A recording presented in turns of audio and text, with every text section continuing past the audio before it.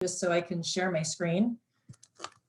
It's not meant to be offensive. It's just meant because I can't manage all the screens at one time. That's all. So let me get the right one. I think it's this one. Okay, so I'm going to start off. So in our 2020 budget, about this time every year, we go through and we develop a worksheet like this for each fund. And the third from the right column, that's our 2020 budget that was adopted by the board at the end of last year. Can you enlarge it just a little bit, please? Of course. Thank you. Your packet as well. So if you need to kind of look at it bigger, you can do it that way. So then our second to the last column is our actual year to date through the end of July. And so then what we try and do is project out to the end of the year to see if we're going to be within budget, over budget, or severely under budget. So when we do this, all the department heads come in and we go line by line and just kind of see where we are.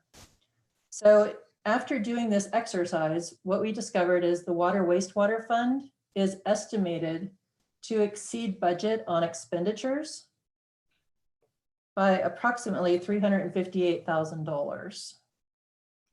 And I'm going to let Director Kaplan kind of talk about that. While we are going to go over budget on the expenditures, we have some revenue which we did not anticipate, which will make this fund not use reserves. So just so you're aware of that, we do actually have additional revenue which can absorb this extra expenditure. So Aaron, do you want to talk a little bit? Sure, although I'm not sure what the revenue is that you're talking about. So if you, so I won't go into that part. I don't know. I don't remember if we talked about this extra revenue. On the expense side, I think we knew we were going there, or at least I tried to make sure everyone was aware of a number of the capital projects that we had to get done earlier in the year.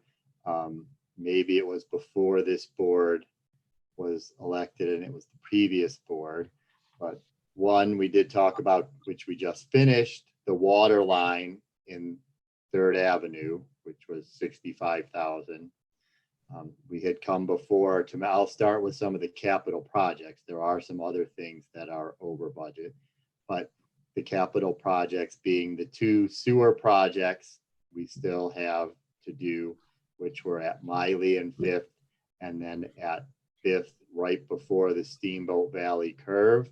Those were listed as 2 of the more critical concerns, along with Long's Peak, but Long's Peak got pushed into it with the entire Long's Peak project. So that's more covered with that and being planned for budgeting in 2021. But those 2 other sewer projects were at 130 or 140,000. We then had the Apple Valley water tank, which after the inspection last year required to have some safety work done and some venting. And that was about 15,000. And I finally have the people coming out. Somebody waited 3 months. I left them and went with somebody else, but they're finally scheduled to come out the end of August and get that work done. The sludge hauling was another major area. If you'll remember, without the centrifuge, as we talked, that can easily triple the cost of our sludge hauling.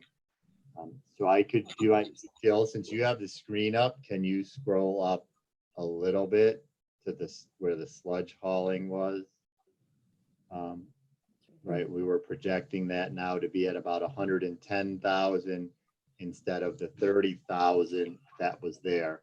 I do have more details on that in the wastewater treatment facility report later. So we could talk about that specifically there, since this is just to let you know about the actual costs.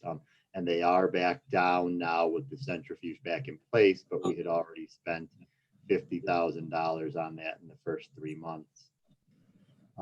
The lift station maintenance is another one. I've been, again, putting in a lot to get some repairs done that I've been advised have been sitting on hold for a little while. I'm not sure if the previous director was trying to wait and see how things played out, maybe with Honeywell and with where things were.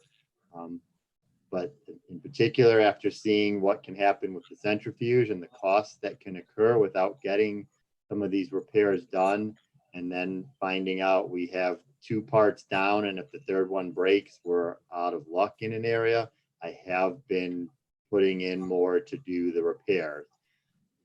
For the new trustees who are not aware, I started part-time last fall, and so was then trying to work through the budget at that time, and had been familiar with reviewing them, but not gone line by line through trying to determine if the previous director's assumptions were correct or not. So there are some areas where I have changed where the expenses go. And so you may see some areas outside professional services under administration. I've requested and been putting in the costs that come from the attorneys, in particular for the Honeywell situation and for JVA for re-rating. So you'll notice that was much higher than expected, or is projected to be out there because of the attorneys. The wastewater re-rating is finished, but there was 10,000 or 15,000 that went into this year that was not expected. So again, a number of those were known earlier in the year, and it was just a matter of waiting, to see where things played out after the 6 months, to see what other expenses we could reduce, to see where things would go with COVID. But those are the major ones that will show where that 350,000. And Jill, I was curious, the capital improvements at the bottom, actually to me didn't look like it was high enough when we left. So I was a little concerned because we have 150,000. Maybe that was just the 65 for the water line. No, that still wouldn't work. And then the 2 sewer projects that I mentioned, the 140,000 or so, were those then put somewhere else? I believe that those were put under Line repairs? Line repairs may right include here, line repair and cleaning. that may include the 65,000 to repair the water line. So some of it, right, now that those are combined, that's all wastewater though, and not water in that area. There was not a separate capital purchase, was there? They're together, water and wastewater now? Yes, the capital purchases are together because they are all part of the fund. So Okay, that, I mean, I can talk about revenues next if you are. okay, yep. Okay, so some of the things in the revenues that you don't see are, we sold the property to Mr. Tamburillo, who is going to develop it. Because that was sitting on our balance sheet as an investment, it is not actually revenue. So you will never see that show up in our revenue column. Instead, it's converted from an investment asset to cash. So we have $851,000, which is not in the projection. That is in our analysis of fund balance, which we'll get to later. But that is one item that does not show in the revenue, but we actually do have more revenue than is projected. Does anyone have any questions? I do. I see that under tap connection fees, we projected, I think, $144,500 plus the 2 fees we collected from sewer and water. Do those represent one a building start for the year? So Great question, Mayor. There's actually two tap connection fee categories. One at the top is for water. So our budget for that one is $230,765. And then the one that you're looking at is for sewer tap connections. And those include everything up to date. What they do not include is Summit. So I did talk to Director Glasgow, and he did state that Summit is intending to pull these permits this year. So when we did the original budget, these fees are only part of the total that we will receive. So because we had originally budgeted these in 2019 and they did not materialize, and we had spent money in relation to that revenue, we decided for 2020 to only budget for part of it. So there are additional fees, which we'll see as we get into the analysis of fund balance, which will be in addition to what we're seeing here. Thank you. Of course. Any other questions?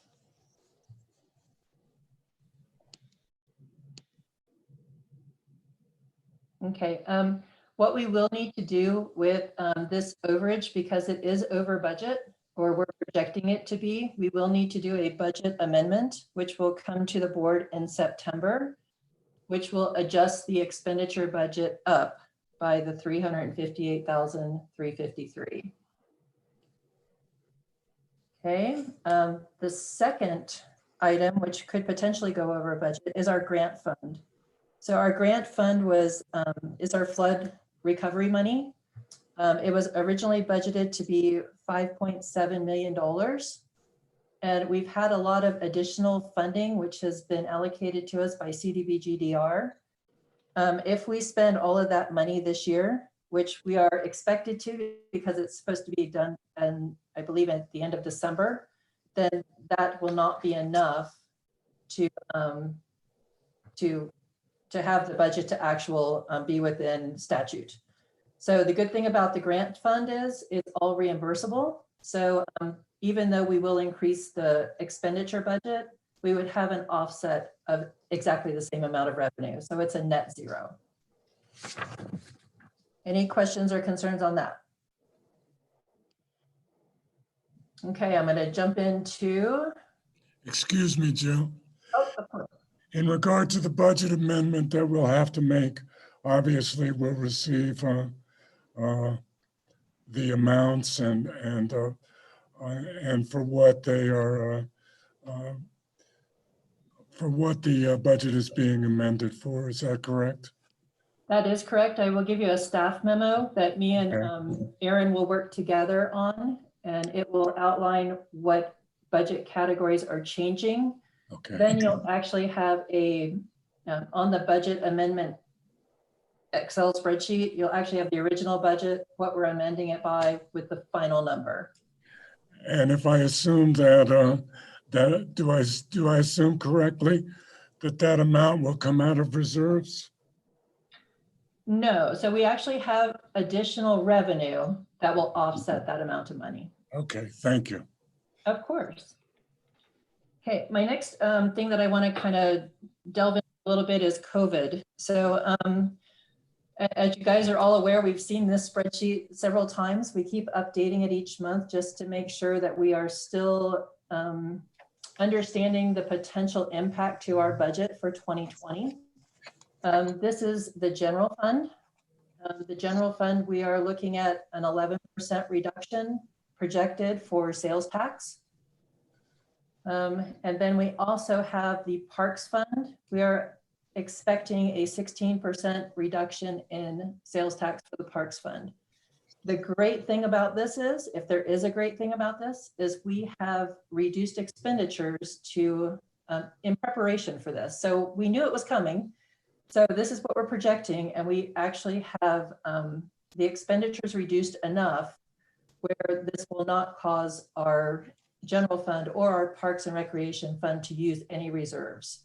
So we will have enough revenue to cover the expenses that we are projecting to use. Okay, any question on those? Okay, one other item under. I had a question on that. I'm sorry. I'm So we're sorry. saying we're anticipating only a 10% reduction in June and July for the parks? That is correct. June, we actually were super busy. July, we were also very busy until about the end of the year, or I'm sorry, the end of the month. Okay. We'll see how it comes out, I guess. And those are actual numbers at this point, right, Jill? The ones in green are actual. The June, July, August through the end of the year are projections.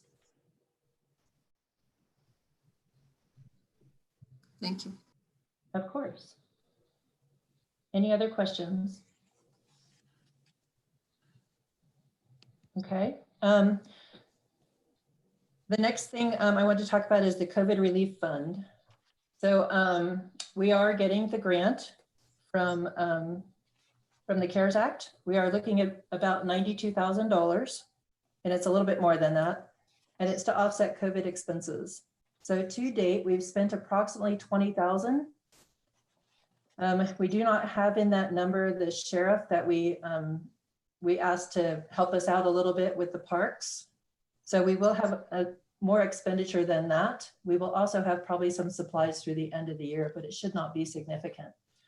So if we do not spend this money, we have to return it, or they will unappropriate it and reappropriate it to somebody else.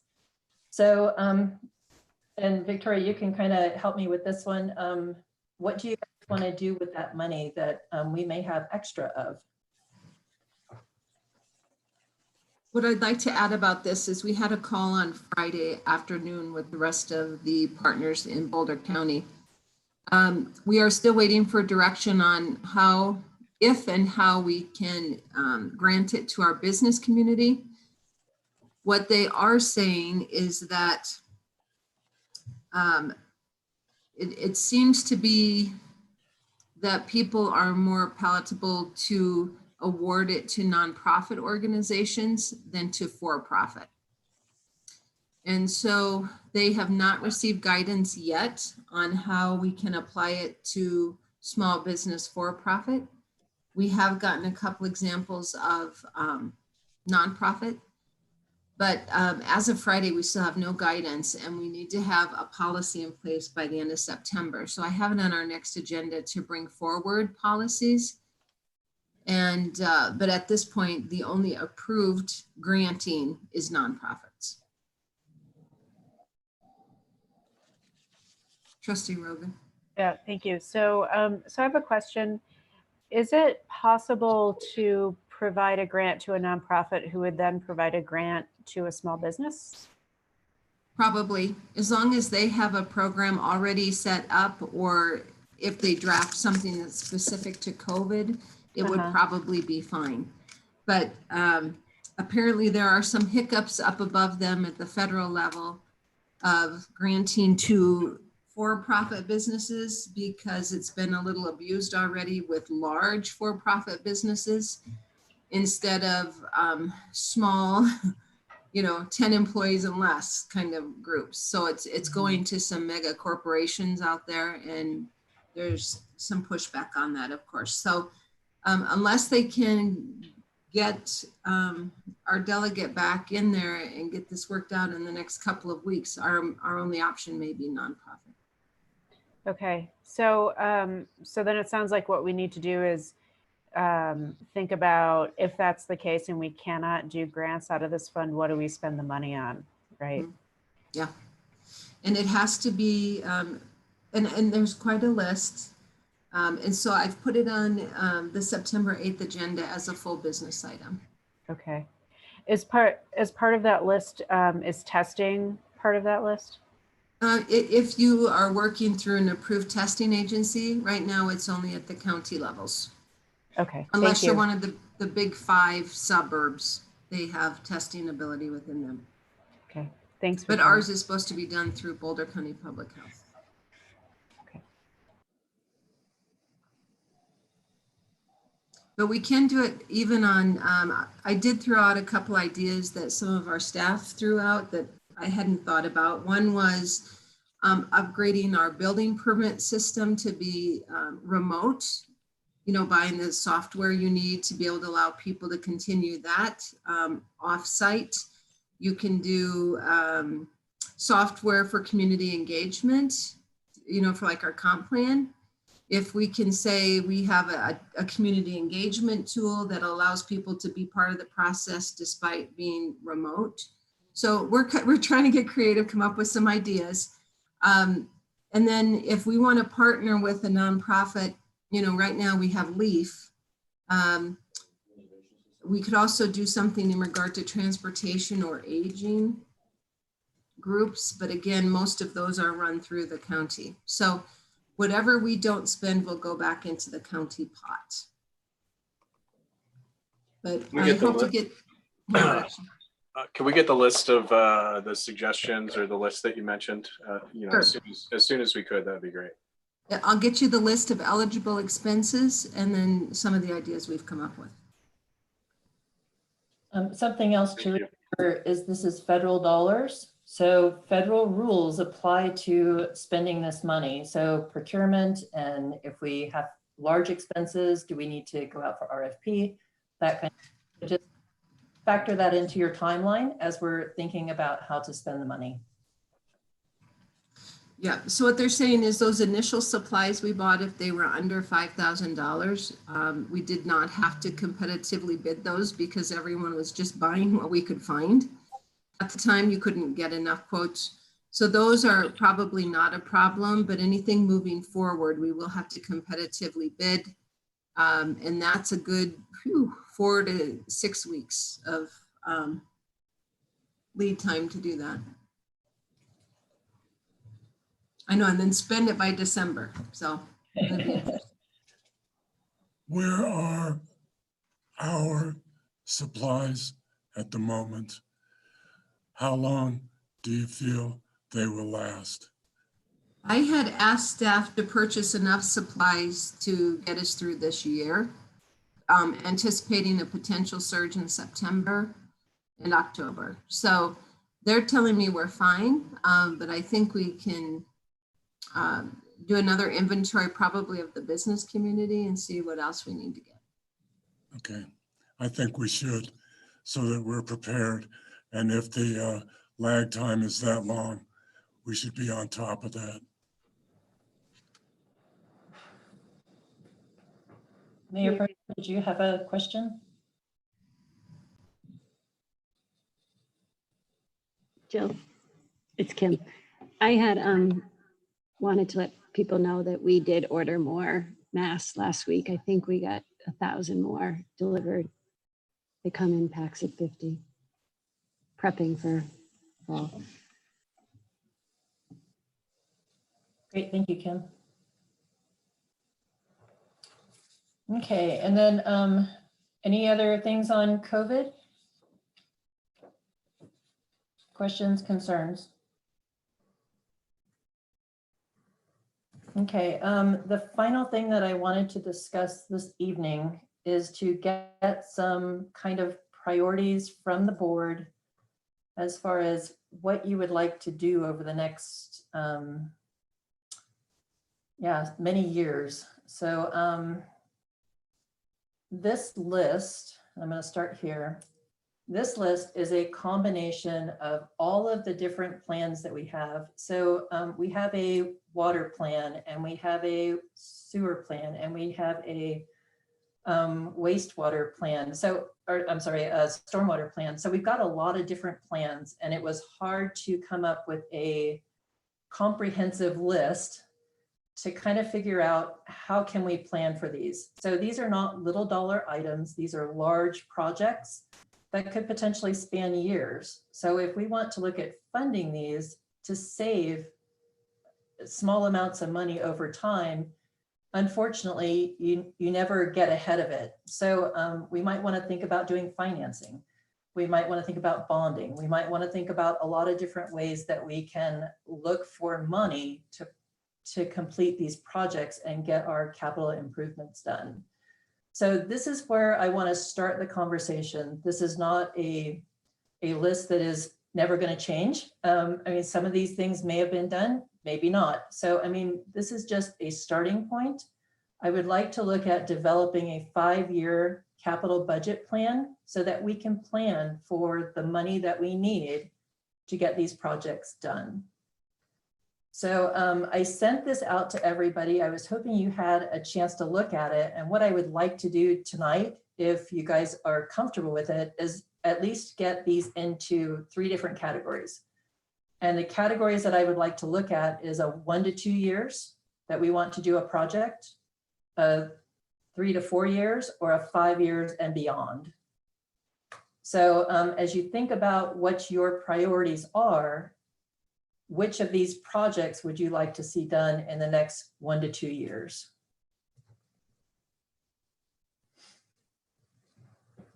And I'm looking for guidance from you guys because I won't know which ones to put first and which ones to put later.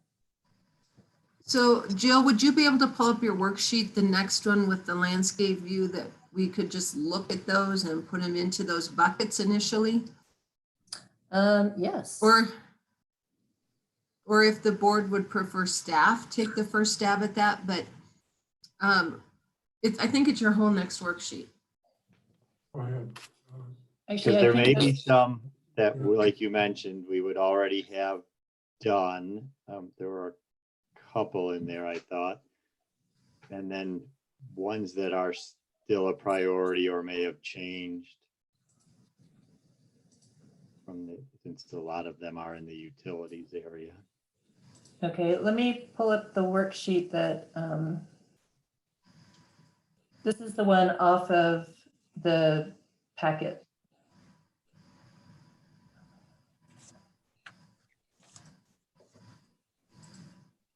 Your convenience, go ahead. To answer your question a little bit, got it, Nick? Okay. The previous 2 boards have been asking for a priority list, and I do believe we got one from Parks in our packet as the new board came on. But this is something we have asked for, so I think as a board we can go over some of this, but I think staff needs to prioritize and help not only us but the general public understand what is the most important. Drainage coming down Steamboat Culvert is a serious issue in big rains and affects a large part of town in our main street and can flood businesses. Underground sewer lines, water lines failing are a problem. And as you see these totals, $27 million on stormwater alone, it would help if the directors, and I know the UEB just now started working on this because they had the last one of the last studies done, is to formulate, prioritize the best you can out of each basically fund or section of town, what is the most important. It's going to be a little hard for some of our new board members who are just now studying this to whiz off the top of their head that, yep, priority 1, 2, 3, 4, 5, boom, done. It's not going to quite work that way, I don't think. Is there something in particular that the board would like to focus on? So would we like to focus on stormwater projects? Or I guess what I'm trying to do is develop a plan. So funding will take time to get that put in place. It could potentially take a ballot measure. It could potentially take several ballot measures if it doesn't pass the first time. Well, So, I can probably give you one then, Jill. It would probably be our oldest water line system, I think is Old North right now. Probably rebonding our current water bond, even though it's at around 3.5%, I think, or just below that. But if we can get something close to the 2.0 or under in the 1%, pay that thing off 4 years short and bond out and hopefully fix our looping and our hydrant pressure problem in all of Old North. okay. I will concur with that suggestion of Trustee Pierovis. I think that's very important. What he didn't mention, and I think is very valuable, is what we're losing in regard to leakage. Trustee Well, Karas, is that on this list somewhere? I have no idea. I don't think so. Okay, so that would be another project. So the north end, I'm sorry, can you give me that one more time? Well, it'd basically be Old North entire water system. I believe Old North is considered, Victoria helped me, maybe Broadway from 5th Street to 3rd Street. Yeah, it would be everything probably north of Main Street. What I just heard him say is staff should prioritize the project list by water lines most in need of replacement, leak detection, and hydrant pressures throughout the system. When But you I wanna think we're gonna need in there. a study to show us that probably. But so we want to make sure we remember the pressure reducing valves in town play a big part.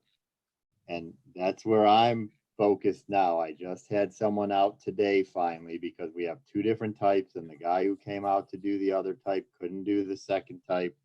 So finally have someone there and they're supposed to come out. So trying to determine, is it leak? Is it pipe pressure, or could it be these pressure reducing valves that after the flood have not really been refurbished, fixed, maintained? So that was another area, and that is where I put the current priority for the rest of this year, starting with the PRVs, see if that makes a difference, and then also work towards the leak detection and mapping. We don't have a good understanding even of what PRVs maintain what parts of town. And so the Old North would also, there are some parts, Jill, that you might have from the RG study. There are some listings in there, and some of those then, like you could see 3rd Avenue, I thought, and some of those are already in there for the water side. That 3rd Avenue, well, Evans, High Street, 4th Avenue to 5th, although some of that may have been looked at. North 5th Avenue. So some of those that are on the north side are where you could look to include in what Trustee Caravas was. Yeah, it looks like line 48 and 49 could be added to that, those loops, and possibly 4-inch water mains if there are any in that Old North area. Okay, And then Long's Peak is already on sort of the scheduling as something that's going to be planned for 2021 as the first big project to deal with water, wastewater, and street. okay. You know, Maybe what- go ahead. Oh, I was gonna say, maybe what we could do is take each section on here and just see if anything kind of jumps out to any of the board members that, you are, hoping we can get repaired here in the next couple of years. And then staff can take it back and prioritize it further into the 1 to 2 year, 3 to 5 and beyond. But if we look at the general fund section, Jill, that you have up, if you go to the top there you go. What does this section in green mean, Jill? So the ones in green, those are actually items that we would probably allocate amongst not just the general fund, but amongst all the funds. Okay. Those are vehicles and equipment. The big one in the general fund is going to be paving. So according to the latest pavement assessment, one of the items they suggested would be to do the $2 million over 5 years. Works out to be like I thought it was like $350,000 a year, but I could be wrong. Trustee Lowell, did you have a comment?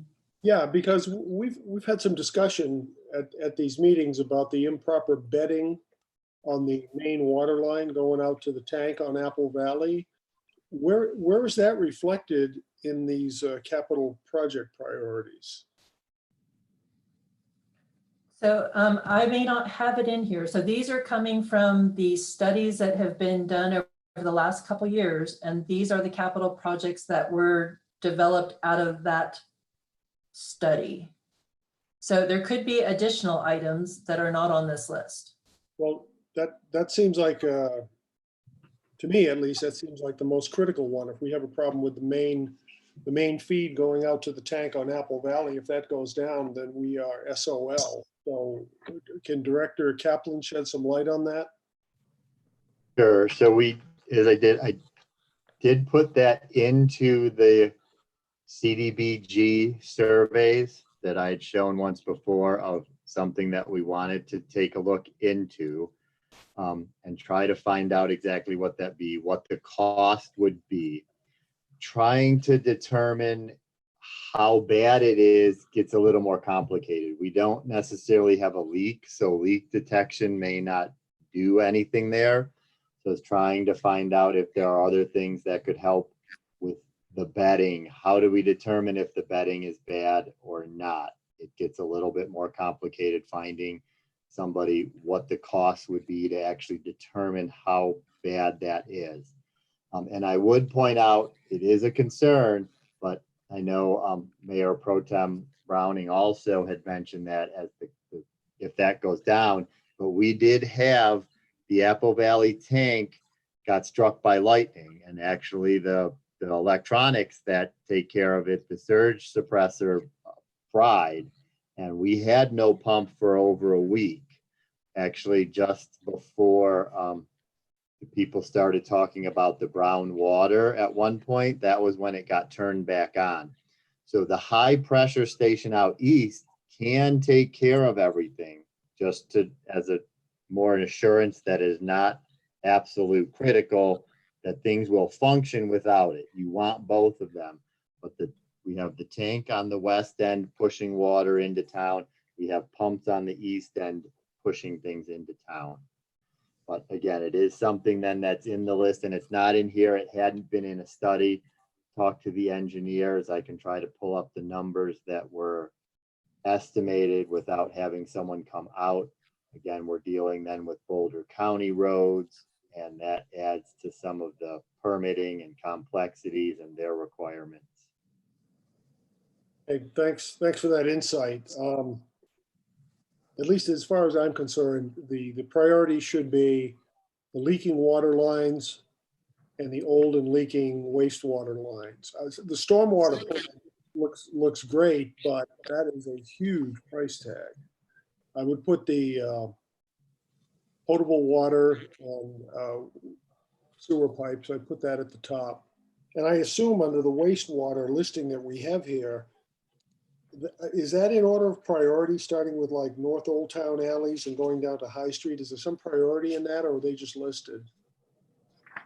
I do not believe there is a priority. I believe it is just a listing of items which the company doing this study felt were important.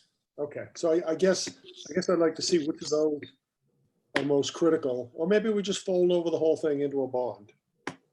The prioritization had really fell to trying to get an understanding of what needs to come first, or what combination can you do to tie in, so you may have one place that seems pretty bad, but then if you have a completely breaking water line, that pushes it up. And I think that's where things have gotten bogged down a little bit, is trying to get that combination to really see what you need to do. And so again, I think it's a great start. We can start just saying, what are the priorities? Move them up. We can push this. I think the utility and engineering board would be able to look at this and see a lot on the utility side of things too. They've always gotten a little bogged down by not having a starting point and where do you focus. So this gives some focus to it, which I think is great. Okay, and I want to make sure we're not just doing utilities. I think we need to think about our streets and curbs and gutters and stormwater and those projects as well. Because like I said, if we don't plan, it's great to save money each year, but each year the costs go up. So it's not always beneficial to do it that way. I mean, cash flowing it would be awesome, but it's not always practical. I do want to hit on one more thing that one of the trustees had actually talked about, and that's in fact, I think Trustee Karavis said this, is our debt service. So at the bottom of this list, I included debt service, which truly isn't a capital expense. However, it is something that we pay. So we have currently 4 items of debt service. We have our electric revenue bonds, which we just refunded last year. They have an interest rate of 2.87, and we have $360,000 left to pay on it. The second one, this is an electric note that we actually took out back in 2006, and it's $195,000. And I'm going to recommend that we pay that off. It's at a high interest rate for this period of time at 5.4%. And I'm going to show you kind of my last couple ideas. And I mean, these are ideas. You don't have to do them. There's just a suggestion. But and then we also have the other 2 notes, which are CWRPDA notes. They're larger dollars, they're lower interest. And with these, they're actually kind of cool. You don't have to wait for the bond to be called to pay it off. You can actually pay those down whenever you want. So if we have extra money, it would be a good suggestion to pay those down, which reduces our payments and reduces our interest. So was there other items on this list that you guys wanted to focus on, or do you want staff to take a stab at it? Jill, couple of questions or comments. I don't think it's on this list, but something that's very high priority is, and it may be fall in the contingency category, but I think we have to keep in mind the possibility that we are not going to get 100% of the shortfall on the 4th Avenue pedestrian bridge funded by grants, and potentially the same thing for the 2nd Avenue bridge. And so to me, those go, maybe they're on a super priority list or something like that, but we need to keep both of those things in mind, even though we don't know yet what the amount of either of those is going to be. Those, I think the prior board and this board have both identified those as top priority items. And then I think Director Kaplan already said, I think this list probably assumes that the Longs Peak Drive sewer, water, and street, those related projects are maybe also at the top of the list somewhere. Okay, thank you. And by the way, we've seen this before, but I've forgotten. Do we have a breakdown of the Longs Peak Drive project into how much is streets and how much is water and how much is sewer? I know water and sewer come from the same fund, but streets would come from general revenue, I presume. So I do not have a breakdown of the project, Aaron. Right, I was gonna say, sorry, I was muted and started talking. We don't have a breakdown of what's going to be allocated from the various funds. A lot of these projects in the past were looked to the utilities to cover, including paving. We can look at that. I do have a breakdown of the various costs and what they are. So we can review that. We're looking at trying to have a meeting with the general public in a couple of weeks where that will also be up, so I can include the design that has a breakdown of the various costs that we're looking at: fire hydrants, road base, various things. and then I have a couple of debt service questions. The 2 larger notes that we have, the CWR PDA notes, are those payable from the general fund, or is that water wastewater funds? Because one of those is Water wastewater fund. One is a water note and one is a one for the wastewater treatment plant. right. So it's the case that we don't have any debt that's payable from the general fund at the moment. Our general fund is not encumbered or obligated to pay any debt service right now. That is correct. We have no general obligation debt at all. Have you asked any of the bond experts, Colorado bond experts, because they're usually pretty up to speed on the market and everything, for a guesstimate as to what an interest rate would be on a bond issue for the general fund that we don't have encumbered at all? I do not have an interest rate. It will depend on many different things, just as when you go to get a note. It will depend on how much it is. It will depend on what we have to put up for it. So if we were to look at doing like a certificate of participation, we might get a better rate because we're actually putting up a building or something that we're leasing back. So I can ask those questions, but I need to have a general idea of how and how long and those types of things. Right. I mean, I guess they're also pretty good about telling you if we do a $5 million bond issue, payable over what's the year for what's the rate for a 10, 20 or 25-year commitment.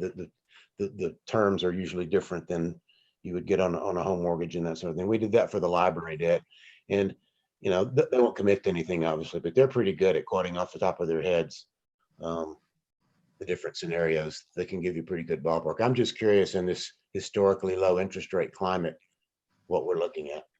Well, if you want to, if you recall last year, 2019, we refunded an electric bond. We got that at 2.87.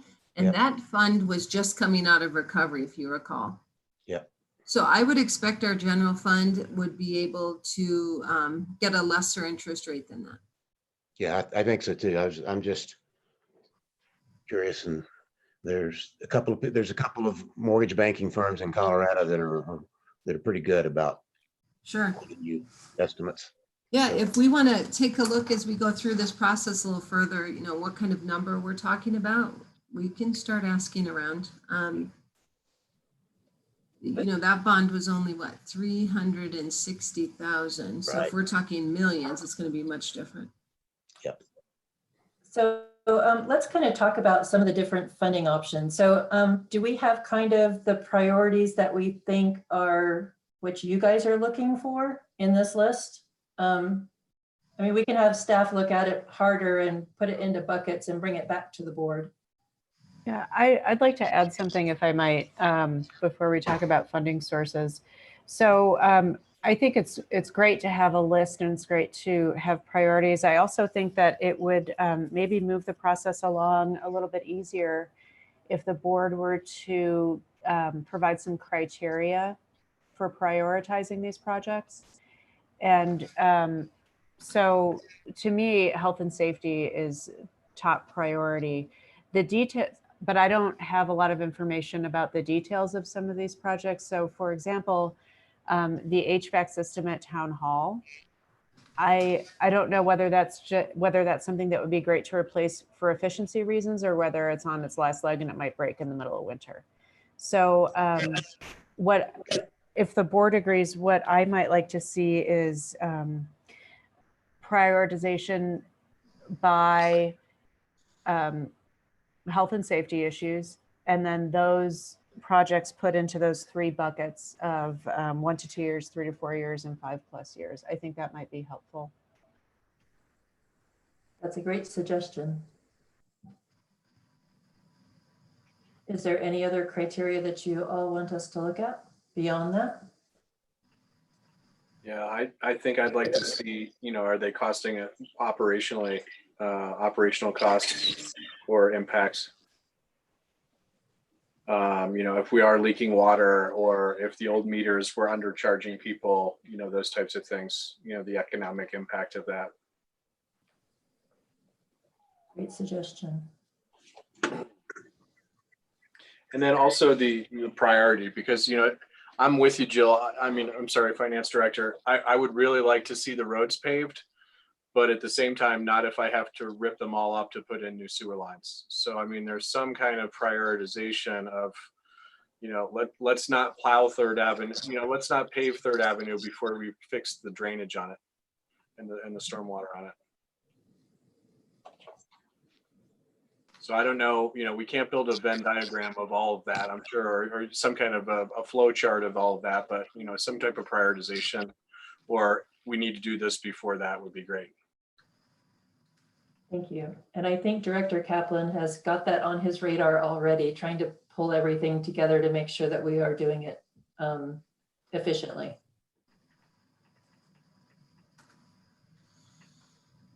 Any other comments? Okay, I want to move to funding sources. Thank you all, first of all, for your feedback on that list. I know to kind of, Could we look really, before you left that, could we look really quickly at parks and just see if there's anything there that sticks out to people that you want to provide any guidance on, other than just staff priorities? Victoria, before you start with that, this is Dave Cosgrove, Parks and Public Works. I just wanted to mention that I have been talking with Aaron quite a bit about a couple of the previous comments. This does all build off of current CIP plans. And so some of the comments that were just stated about, you know, prioritization and how do these fit with other projects and what makes sense and priorities are all very valid comments. And we've been talking about that. And so I do think it makes sense. This was, you know, preliminary, and we're going to have to do some more work to try to get you, I think, our feedback on that. And that goes for parks too. So just wanted to mention that. Just am noting that the parks projects that are listed are all, compared to the sewer water projects, are fairly low dollar. Jill, if you'll make a note where it says Black Bear Bridge, that's supposed to be board replacement instead of road. Trustee Caravas. I missed you on there, Dave. One thing I'd like to ask Dave, if he could do, as we go through this process, I can't remember if it was brought up, I think I might have brought it up at a meeting, or maybe it was a workshop a while back. But with seeing the overuse of our park and the discussion I had with you all about, you know, what we do with our parks, how we charge, can we close them, what do we do?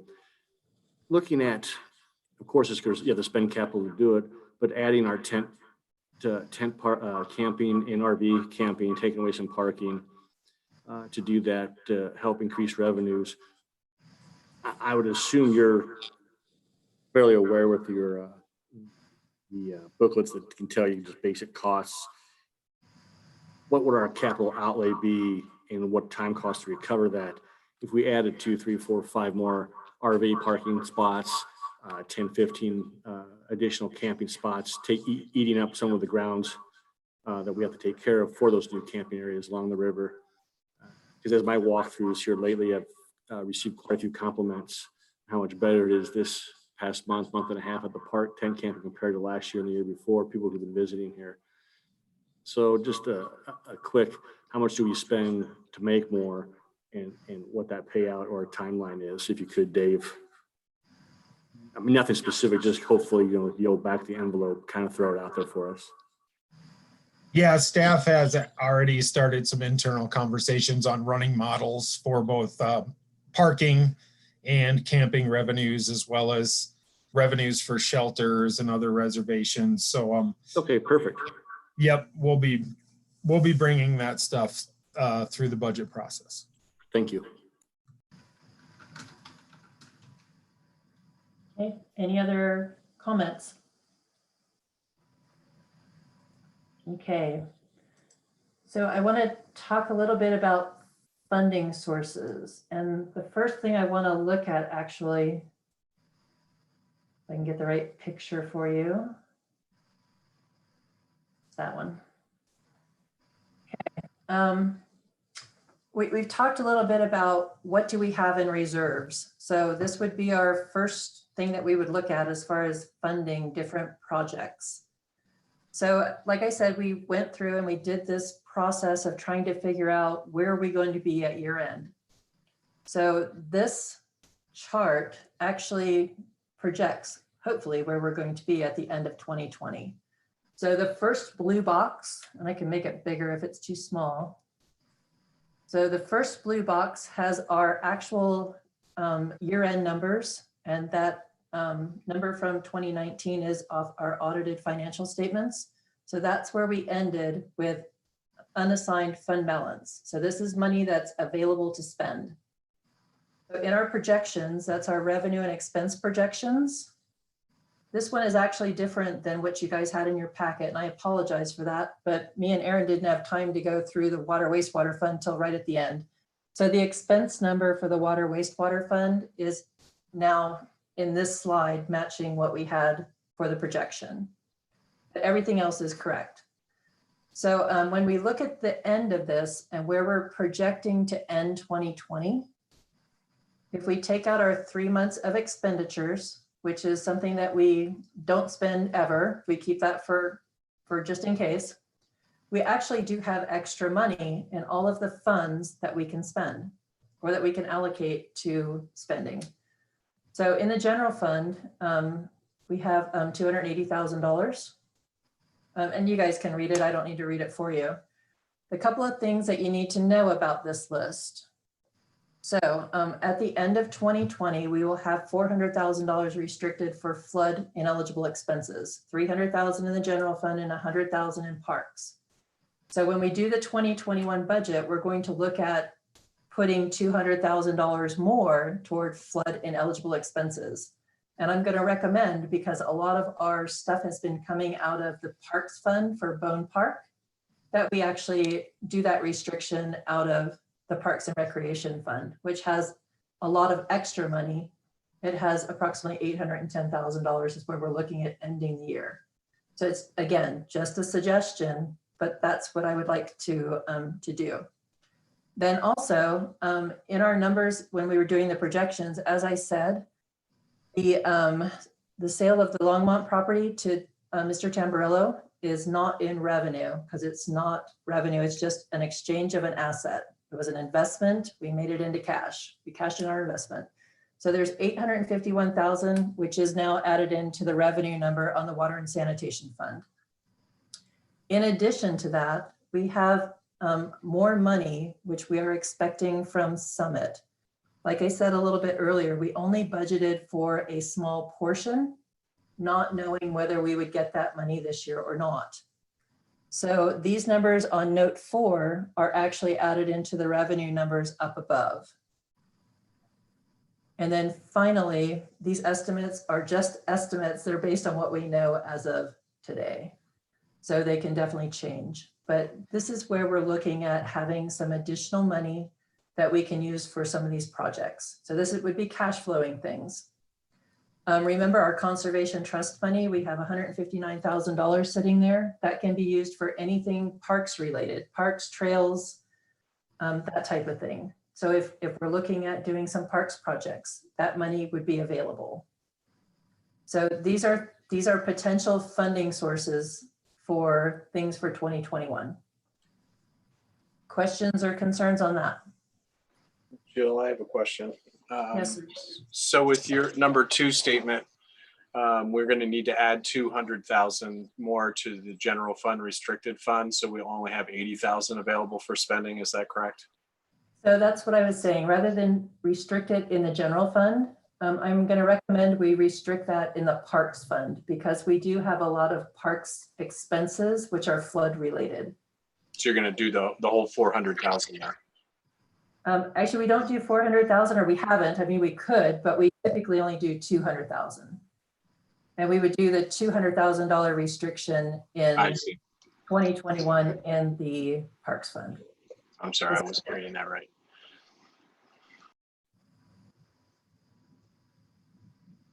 Okay, so that's one option, option 1. So let's go to door number 2. Jill, real quick on that. If we get the breakdown of what the street in water and sewer projected expenses are for Longs Peak Drive, that would be an obvious thing, I think, to compare to general fund excess balance and the water sewer $2.4 billion projected excess balance. That would kind of, to me, be a starting point. Do we have enough in reserves to address most or all of that project in 2021? Absolutely, great idea.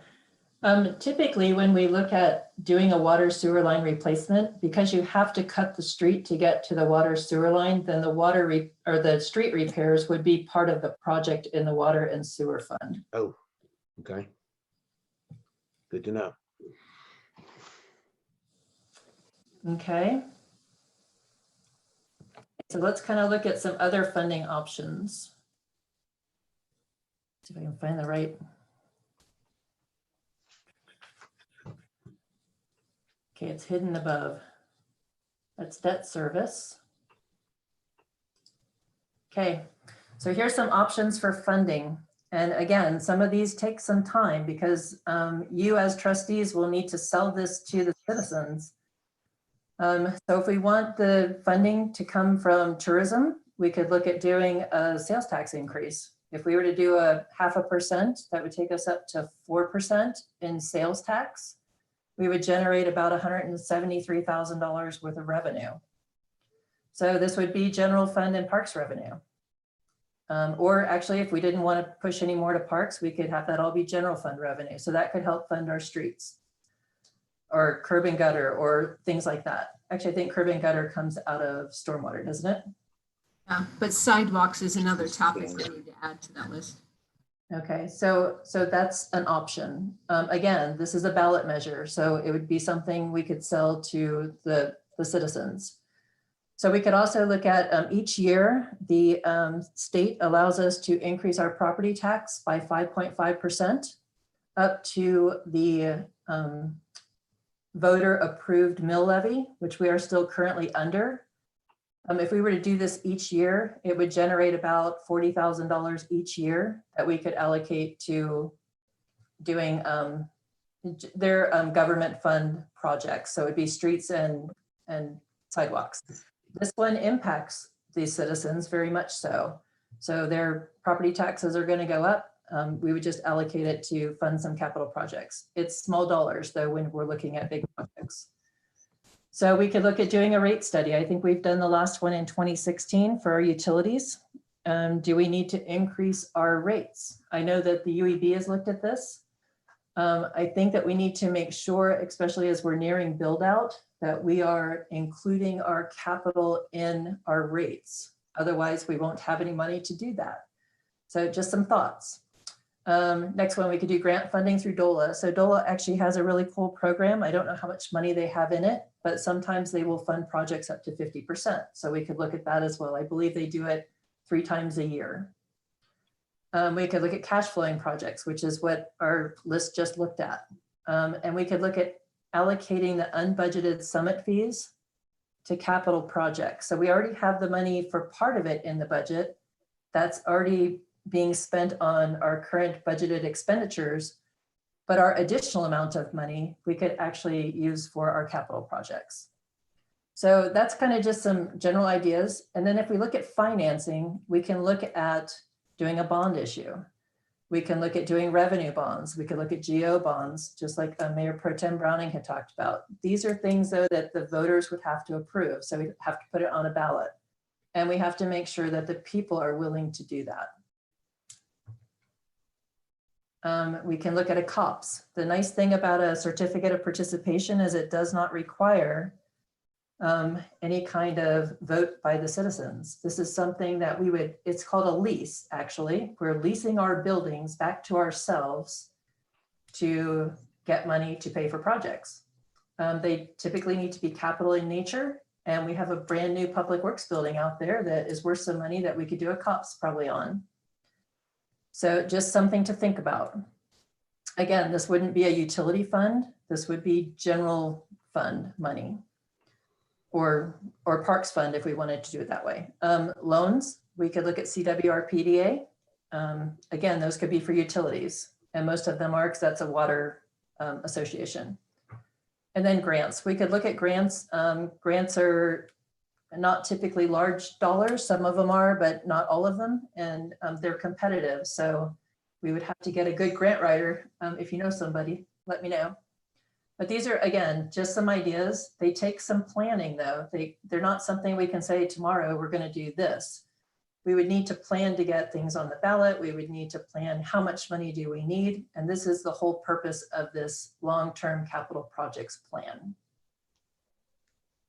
Is there anything else you'd like to add on to here? Jill, I put one thing on my item that I didn't even realize was the situation until recently, and it's not a huge dollar amount. It's roughly equivalent to the 5.5% increase in the property tax, and that is that our sales tax is 3.5% and our use tax is 3%. You know, I didn't realize that recently until I bought a car and figured out that there was a difference between the two. But it's kind of curious to me. I wasn't around back then. I wonder why in 2015, when we went to the voters and asked to increase the sales tax from 3% to 3.5%, we didn't add 2 words to the ballot language that said and use tax, or 3 words. And we probably would have had another, I think I guesstimated that at like 30 something thousand dollars a year. But that's, I guess, another possible small dollar source is bring the use tax up to equal the sales tax. That's a great option. The one thing to remember, though, your use tax hits your citizens. It's not I know, tourist. I know, sales tax does too, but yeah, but if you're looking at options, that's a possibility. And that may be why it was left off the ballot in 2015 and limited to sales tax. That may be the point. There's also something called special impact fees that can be for a specific area that's benefiting from it instead of the entire town. You might want to add that as a potential idea for some of these projects. And I'm sorry, Victoria, give me what that is. It's a impact. Impact fee. Mm-hmm. Great. Any other ideas? This is fantastic. We've talked about this before, but the sale of any commercial or any property held by the town and or the leasing of property held by the town. Great, thank you. Put the Apple Valley treatment plant on there if we can get anything for it. Fun. It is a capital asset or liability. I'm not sure which. Could I make a couple of politically laced comments about some of these options? One is that any of these options that might require voter approval, I think would be a very tough sell as things sit right now. And that is one thing that underlies my list of ways that we could cut town overhead, because to me, those things go together.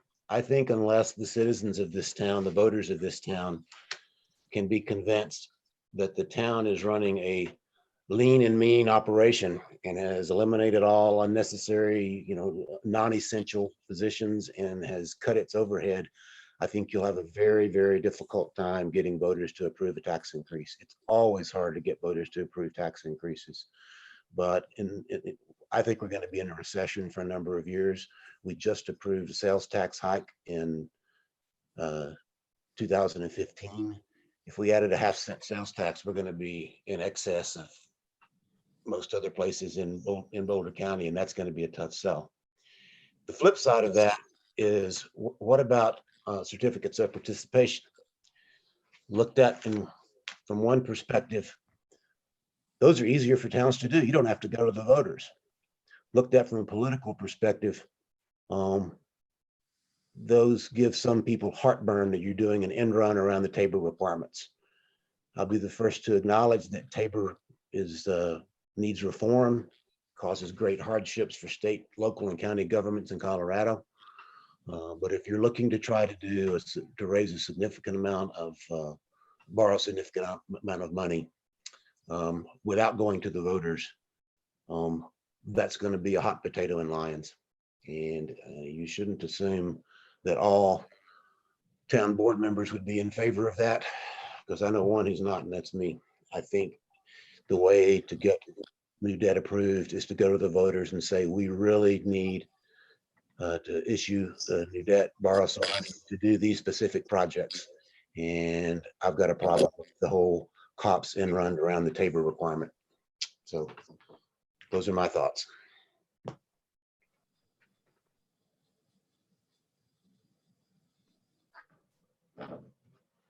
Other thoughts?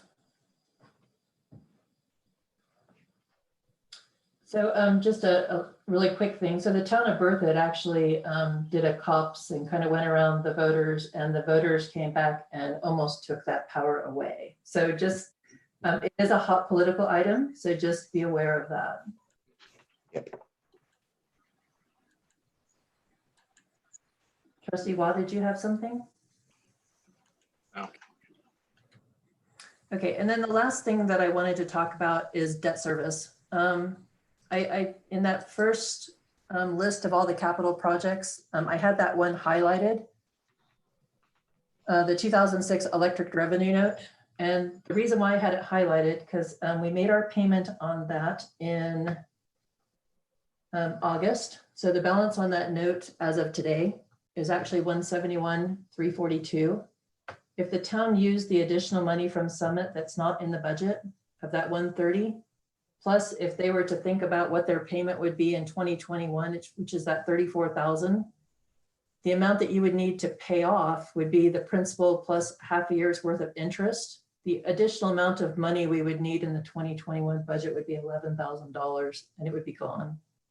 The savings that we would get from this are 6 years worth of interest. So we would save $29,000. So, and this doesn't take into account the time value of money. So it's actually a little bit more than that. But this is just, again, a suggestion. These are things that I want to think about as we go into this budget season. And if we can do things like this, I think it's a great opportunity.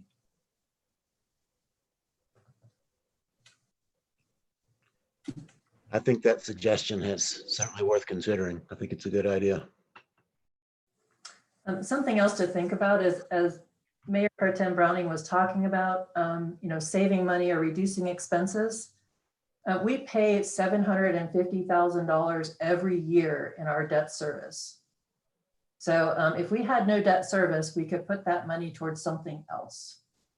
So if we paid it off and we did a different bond issue at a lower rate over many more years, or however we do it, just be aware that's what goes out in debt service every year and will for the next several years.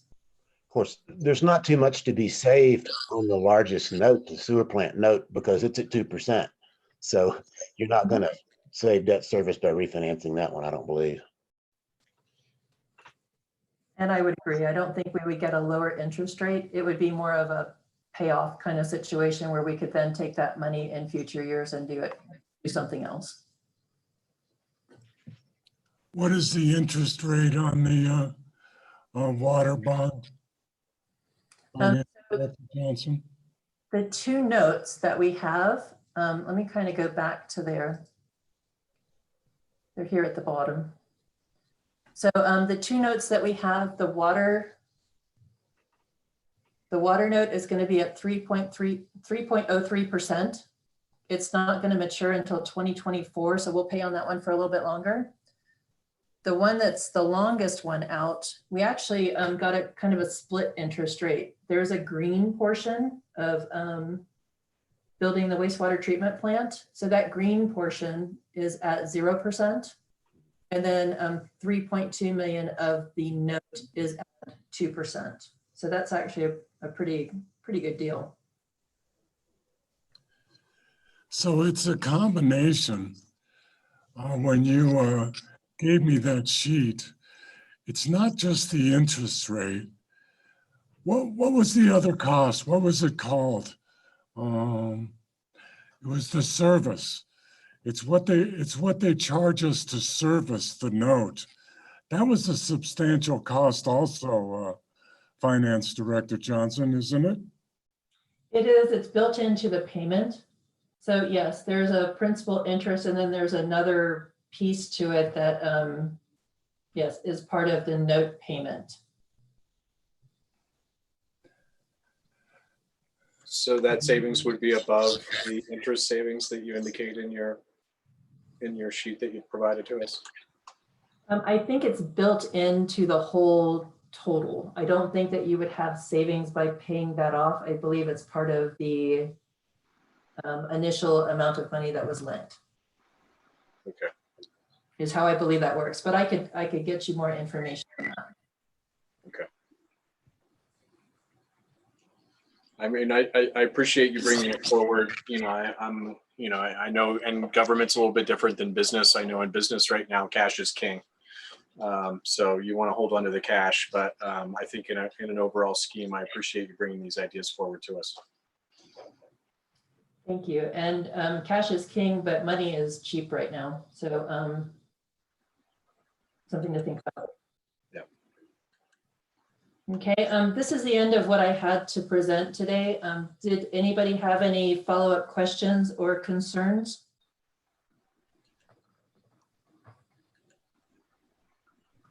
And my timing is perfect. Look, I have 3 minutes. Yes, Travis. Go ahead, Mr. Garrett. I would like to, something I brought up back in late March and April, and something Mayor Pro Tem Browning just spoke about is, you know, if we sit in a recession for too long in the voters, I don't have the stomach this year that I won't be voting for a mill levy increase, because we did a partial one last year, I believe, to offset our shortages. And I made my statements at the last budget sessions that I'll do it this year, but I don't plan to do it next year. And I'm going to stay with that this time. But looking at the sheet that was reluctant to give, the staff was reluctant to give us constrained staffing and the total number of positions on there. I know some of them aren't funded, and I do see in your, but we have a page in your budget proposals, the additional funding ideas for capital projects for this budget. There's some position, half partial cuts, half cuts, full cuts. You get about 200,000. Since we got the 4 main directors on this call, I'd like to see you take a stab at reducing, because I think if you total all the 4 columns of annual salaries, taxes, town insurance, and town 3% for retirement, I believe it gets close to $1.9 million if all positions are filled, which we are not at. Is there a way that you 4 directors could take your best effort? It could be tough. People in CEOs and CFOs is what they get paid the big bucks for in the corporate world. Is to see if you could, how close to 500,000 off that can you get to go lean and mean, as the Mayor Pro Tem indicated. I'd like to add something here, and might be a little bit of a touchy subject, but my understanding is that Town Administrator Simonson is in charge of personnel matters. And so I would, if we want to trim $500,000 from that budget, I would ask the town administrator to take charge of doing that. I certainly, and with respect, don't agree with naming certain positions, with the board naming certain positions that should be cut for several reasons. And also, not the least of which is, I don't know if we can be legally held liable for that. So I think it's a great idea to find out where we can trim, where we can save that money. But I also think it's Administrator Simonson's call to do that. The state statute puts it on us as law that we set the budget. So yeah, yes, Administrator Simon makes that individual call. But if we take it away from her without her input, that's not a good thing either. So I'd rather see the other approach.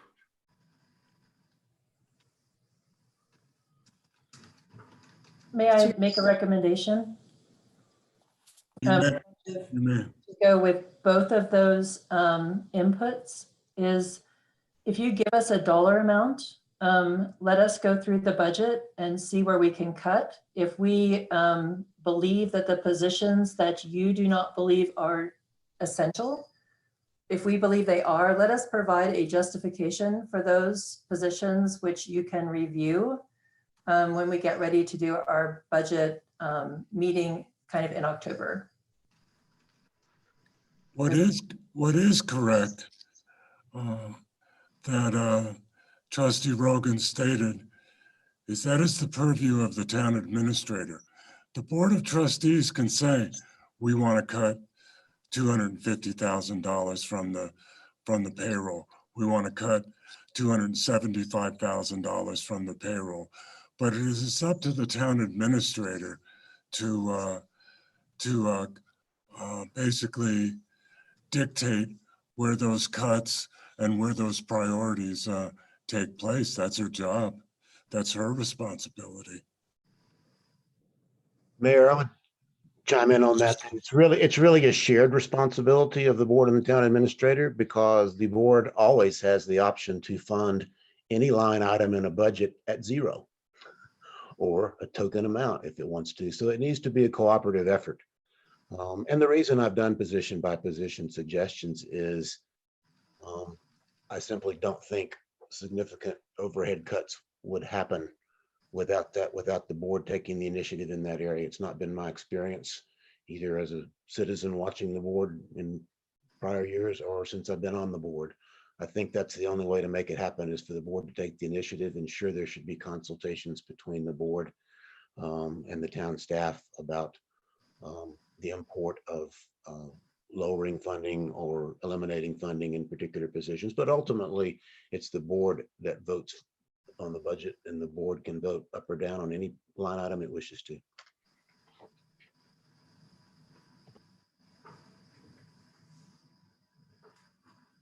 So as we move forward with this budget, are you wanting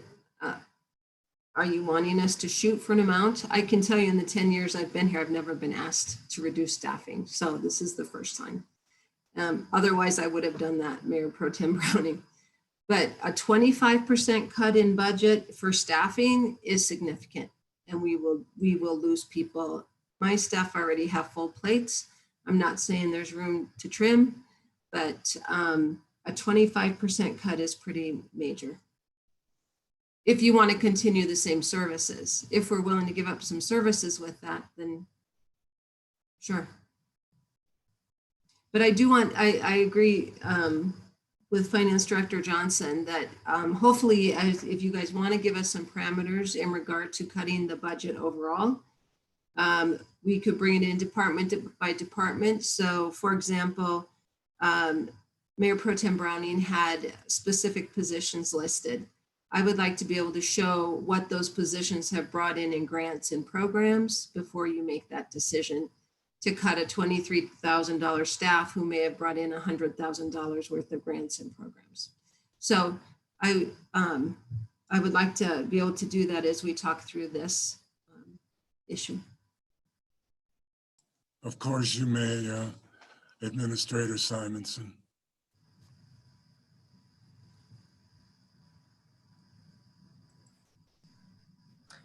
That is all I have for this evening, Okay.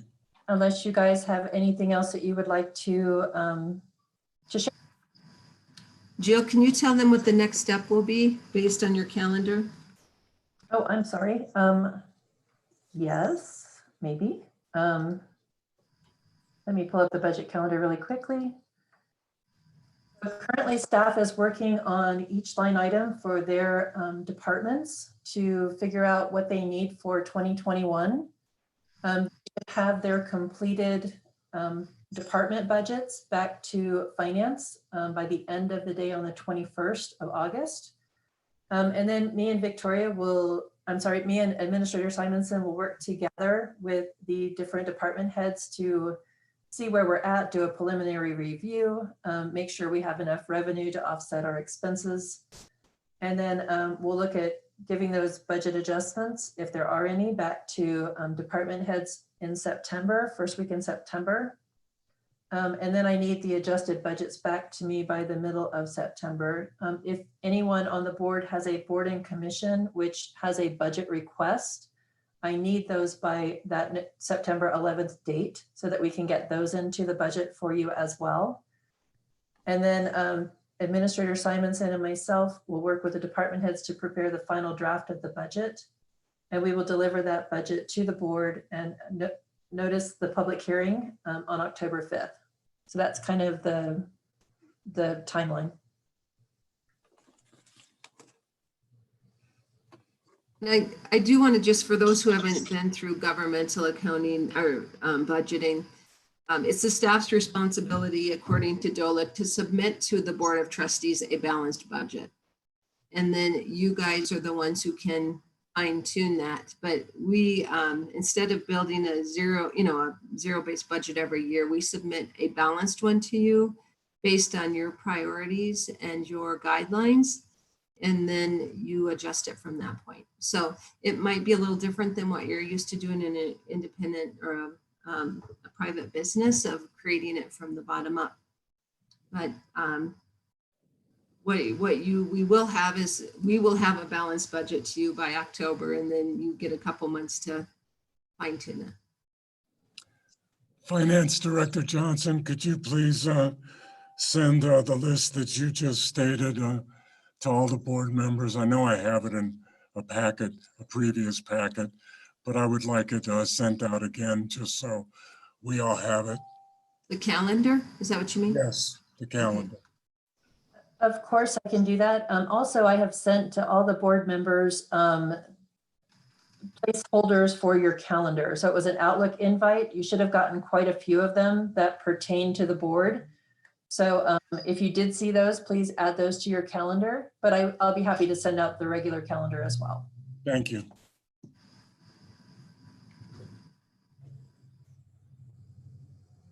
Were there any other questions, concerns, or comments?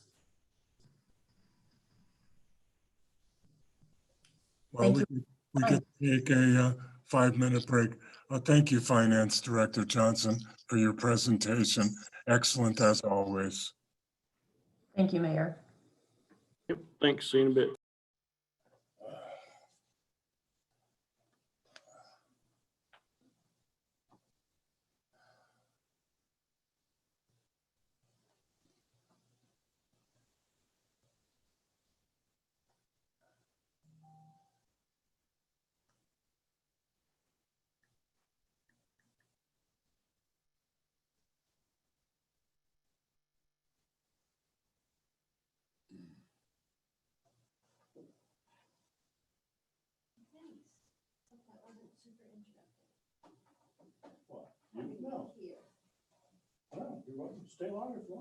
Come on, stay with us. Come on, we need company.